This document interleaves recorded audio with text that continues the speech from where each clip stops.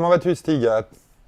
Ça va bien. Par contre, Seb, il va falloir que tu me dises à quel moment commencent les bandes annonces et quand elles finissent, parce que je n'ai pas le son pour ça, mais non plus l'image. Ça y est, ça Donc, va. du coup, il Oui, faudra oui, que tu oui, oui, me oui. Ben, normalement, tu le vois dans le zoom, le retour du retour. Alors, tu vas nous parler de Tales from the Loop, oui, série phénoménale, diffusée où?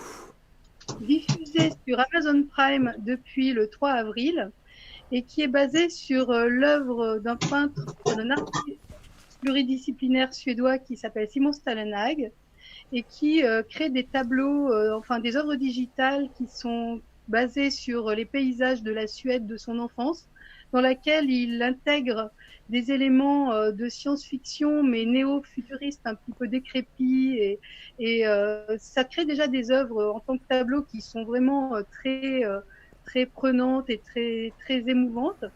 Ça a été ensuite décliné en livre d'art qui regroupait ses œuvres, et ensuite en jeu de rôle, et maintenant en série pour Amazon Prime. Alors, gros Et succès. Pardon, vas-y, continue. c'est en 8 épisodes, ils durent environ 1 heure chacun. Ils sont réalisés par des réalisateurs différents à chaque fois. Il y a des gens comme Marc Romanek, à qui on doit des clips comme ceux de Nine Inch Nails. Il y a Jodie Foster qui a fait le dernier épisode. Ça a été écrit donc par Nathaniel Alpern, qui est l'écrivain plutôt, qui a créé la série Légion, si vous voyez ce que c'est. Une série absolument incroyable et bizarre aussi. Il est spécialisé un peu dans les ovnis pour les séries. Légion, Donc, on nous fait croire que c'est l'histoire du fils du professeur Xavier, c'est le prétexte super-héros pour qu'on rentre dedans pour ce public-là. C'est surtout une série sur la maladie mentale, sur la psyché intérieure et sur la réalité, ce genre de qu'est-ce que choses. la réalité. Voilà, on est un peu dans le monde de Philippe Cadic avec Légion, hein, c'est que d'une certaine Oui, manière. tout à fait. Et Tales from the Loop puise un peu aussi dans ces codes-là, mais avec un contexte très spécifique, différent, qui est est-ce que tu montes ta bande-annonce maintenant ou bien est-ce On y que... va, on va regarder la bande-annonce tout de suite. Je Ok, la lance maintenant et puis après on en reparle tout de suite dans le détail. Alors, hop, la bande-annonce. Tac.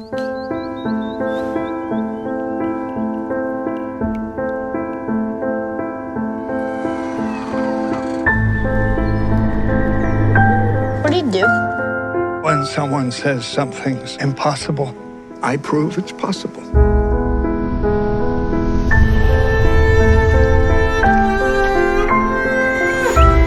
Not everything in life makes sense.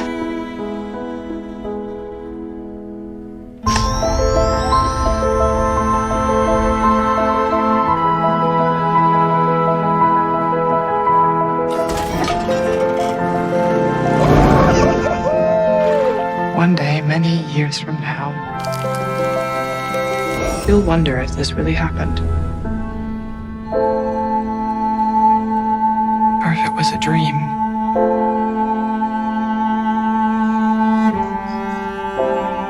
Everyone is connected to the loop in one way or another.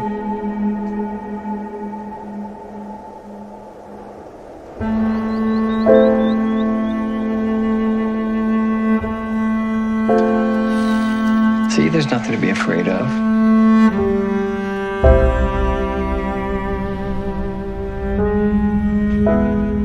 Retour. ok. Donc là, vous avez profité de l'heure. Comme vous le voyez, il s'agit d'une ville un peu rurale dans laquelle se trouvent différentes familles de personnages. Souvent, l'histoire passe par les enfants au départ, mais chaque épisode va raconter l'histoire d'un des personnages, adulte ou enfant, de manière séparée. Et il y a pour autant un arc narratif qui traverse tous les épisodes et qui, dans les 2 derniers, rassemble le tout d'une façon très émouvante, très créative.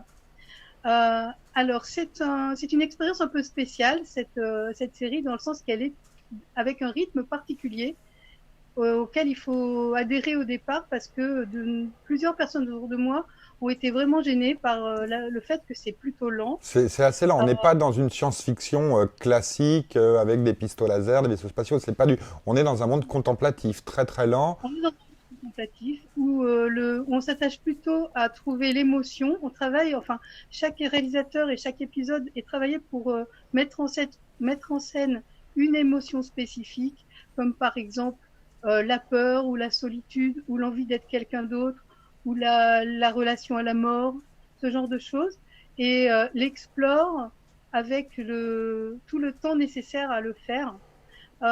C'est aussi soutenu par un thème musical composé par Philip Glass, et c'est vraiment très présent dans toute la série, sous forme d'un leitmotiv musical de piano qui revient à des moments importants, mais que c'est pas non plus systématique. Certaines personnes ont reproché autour de moi à la série l'utilisation de la musique en disant qu'elle était peut-être un peu mal gérée parce qu'ils le voyaient plus comme peut-être des guides émotionnels, alors qu'en fait c'est un soutien pour moi qui est vraiment une espèce d'alchimie qui va avec tout le reste. Vous avez pu voir donc l'univers graphique, c'est une ville des années fin 70, début 80, c'est plutôt effacé, c'est Loki, un peu comme Heure, justement, dont tu parlais tout à l'heure. Et c'est vraiment l'assise mort, c'est-à-dire c'est très nature, très tranquille, avec parsemé par-ci par-là des artefacts vraiment étranges qui sont des éléments qui sont abandonnés, un peu décrépits, qui viennent d'une technologie qu'on connaît pas vraiment, mais qui est intégrée dans la vie courante des gens. La vie courante est plutôt semble assez difficile pour les relations dans les familles, entre les enfants et les parents. Et ces artefacts donnent un tour différent à ce qui aurait pu se passer. Sont utilisés comme une espèce d'accessoire ou de fond au reste de l'histoire. Alors, est-ce que donc c'est une série de science-fiction cataloguée comme science-fiction, mais c'est plus une série, on va dire que la science-fiction est un support pour dire autre chose. Est-ce qu'il faut s'inquiéter? Télérama a adoré. Non, Télérama, des fois, font des choses, ont des prises de position qui sont parfois qui sont loin d'être plan-plan ou quoi que ce soit. Alors, donc, Première aussi a adoré. oui, donc, c'est ça. Voilà. C'est une série. C'est assez surprenant parce que c'est une série de science-fiction qui, d'une certaine manière, a l'air de plaire à tout le monde, aussi bien aux amateurs férus de science-fiction. Autour de moi, des gens ont détesté, mais des gens que tout je aussi. connais D'accord.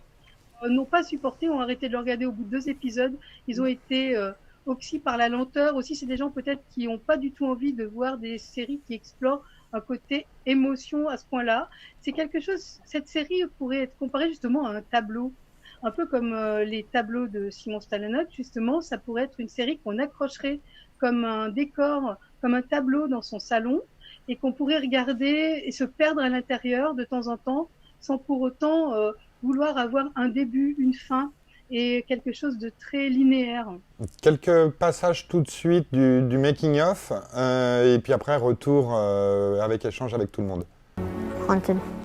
I've tried to be incredibly faithful to Simon's artwork in that you'll see a lot of the structures or robots are identical to what he depicted. So there are definite circumstances where we try and match that moment that I was inspired by. As a painter or like as an artist, His from the Loop work is about being a kid and growing up and realizing that the adults doesn't have a clue what's going on. Anything is possible down there.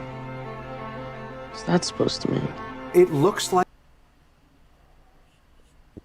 Voilà, donc là c'était quelques passages du making-of. Quelques mots encore sur Tales from the Loop. Okay. Alors, pour récapituler, c'est vraiment une série qu'on pourrait appeler de SF intimiste et existentielle. Et plus que... Enfin, c'est vraiment pas tourné vers l'action, mais vers l'émotion. Les personnages peuvent apparaître à certains comme...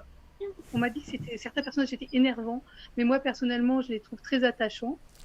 Il y a des acteurs comme Rebecca Hall, Jonathan Pryce, et je sais plus qui encore, celui qui joue le petit garçon est vraiment très bien aussi. Franchement, Je vous recommande chaudement cette série.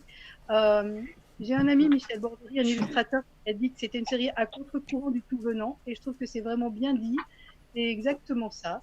Donc c'est une série qui fait du bien parce qu'elle existe maintenant, alors que y a tellement de séries qui se ressemblent. Là, c'est autre chose.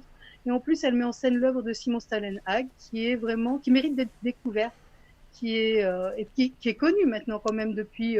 Je crois que les premiers livres sont sortis en 2016 ou 2015. Et d'ailleurs, si vous voulez peut-être un mot sur le jeu de rôle qu'il y a eu. Moi, j'y ai jamais joué, mais j'aimerais bien pouvoir le trouver justement. Ça a l'air un peu différent aussi. Voilà, donc, et les livres il y en a encore un qui est disponible. Il a sorti un 3e livre. Il y a eu 3 livres sortis. Un qui était Tales from the Loop, justement. Le deuxième s'appelle Things from the Flood. Et le dernier s'appelle Electric State. Ce photographe est mort ou encore vivant? Non, il n'est pas mort. Il est né en 84. Ah oui, donc il est toujours là, d'accord.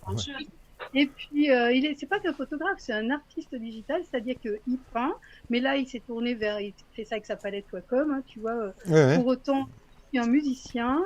Il travaille, là, il a signé avec Fox, je crois que ça s'appelle Fox 21 pour cette série, mais pour d'autres aussi.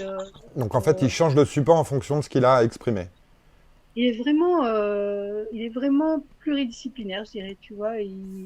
C'est intéressant de découvrir ce qu'il a proposé sur les différents supports.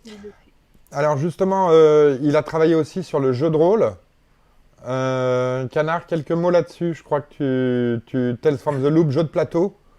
Jeu de rôle. Jeu de rôle, pardon. Jeu de plateau, ça n'existe pas. Oui, jeu de plateau. Tales from the Loop, jeu de plateau. Ouais, c'est marrant parce que moi, quand on m'a dit qu'on allait faire du Tales from the Loop aujourd'hui, je me dis ah cool, il y a quelqu'un qui va parler jeu de rôle. Non, série. Ah bon? Moi, je n'étais pas au courant de ça, mais ça ne me dérange pas. Donc oui, moi, je connais exclusivement le jeu de rôle. Pour moi, Tales from the Loop, c'était juste du jeu de rôle. Et c'est marrant parce que, par exemple, en jeu de rôle, il n'est pas du tout classé en science-fiction. D'accord. Il est classé en contemporain fantastique. C'est un univers qui est contemporain. Ça se passe dans les années 80 à peu près, début 90 éventuellement.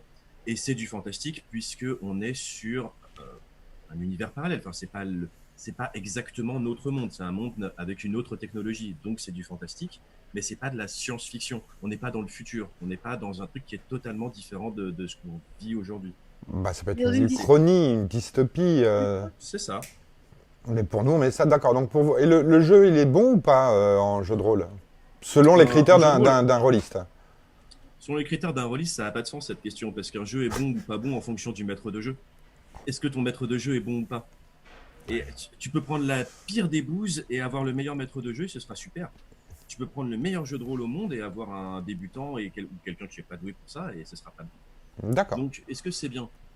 En termes de mécanique, le principe est très simple. Hein. C'est un jeu d'enquête, investigation, où voilà, il va falloir résoudre des énigmes, exactement comme la série, hein, si j'ai bien compris. Et le principe, c'est on va incarner des enfants et on va essayer de comprendre des choses. Et ça se joue au D6, donc au dé à 6 faces. Classique, et oui. on réussit si on a au moins un 6. Et après, on va avoir plus ou moins de dés en fonction des compétences qu'on a dans tel ou tel domaine. D'accord. On pouvait aussi faire intégrer sa propre ville dedans. C'est-à-dire que c'est au départ sur soit un environnement qui est des îles suédoises près de Stockholm, ou alors une version qui se passe à Détroit, ou enfin je sais plus trop où, mais aux États-Unis. Et il y a une espèce d'extension qui permet d'installer sa propre ville dans le jeu de rôle. Ouais, ça dépend de la campagne qu'on est en train de jouer, mais effectivement, c'est strictement exact.